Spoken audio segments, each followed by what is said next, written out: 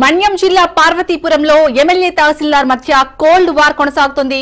తహసీల్దార్ జయలక్ష్మి ఫిర్యాదు లేఖ వైరల్ గా మారింది. ఫోన్ చేసి ఎమ్మెల్యే బోనెల దూషించారని తహసీల్దార్ ఫిర్యాదు చేశారు.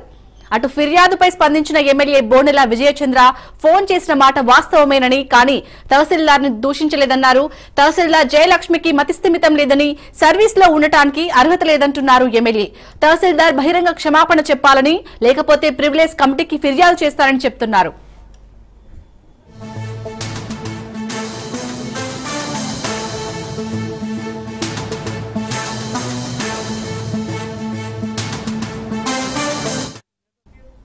ఇటు మన్యం జిల్లా పార్వతీపురంలో అయితే ఎమ్మెల్యే మరియు తహసీల్దార్ మధ్య కోల్డ్ వార్ కొనసాగుతున్నట్టుగా తెలుస్తోంది. దీనిపై పూర్తి డీటెయిల్స్ మా ప్రతినిధి సూర్యప్రకాష్ అందిస్తారు. సూర్యప్రకాష్,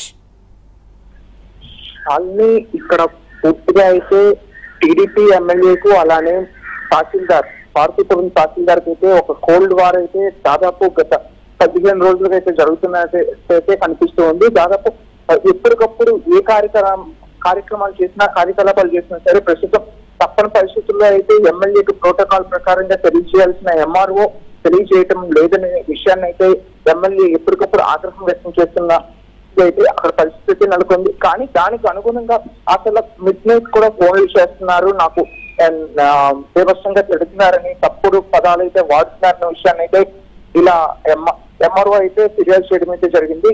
15వ తారీఖు మధ్యాహ్నం అయితే ఈ యొక్క దీనికి సంబంధించి పోలీస్ స్టేషన్ లో ఫిర్యాదు కూడా చేయడం అయితే జరిగింది. సొంత ప్రయోజనాలకు వాడుకోవడానికి అయితే ఎమ్మెల్యే చూస్తున్నారని, వాళ్ళకి కావాల్సిన వాళ్ళకి పనులు చేపట్టాలని చెప్పేసి ఎమ్మెల్యే నన్ను ఎక్కువగా ఇబ్బంది పడుతున్న విషయం అందులో పేర్కొనడం అయితే జరిగింది.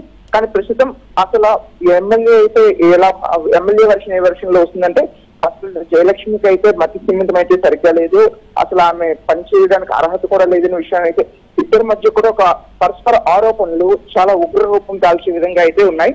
రోజు దానివల్ల స్థానికంగా ఉన్న అధికారులు కూడా ఏం చేయాలో అర్థం కావట్లేదు. అధికార పక్షంలో ఉన్న ఎమ్మెల్యేని ఏమైనా అనలేకపోతున్నారు, అధికారంలో ఉన్న ఎంఆర్ఓని కూడా ఏమనలేక కింద ఉన్న ఉద్యోగులకి ఇబ్బంది పడడం అయితే జరుగుతుంది. ప్రస్తుతం దీని మీద అలానే పోలీస్ అధికారులు కూడా ఎటువంటి చర్యలు తీసుకోకపోవడంతో అసలు ఏం జరగబోతుందని అయితే ప్రజల్లో కూడా ఉత్కంఠ అయితే నెలకోవడం అయితే జరిగించాలి.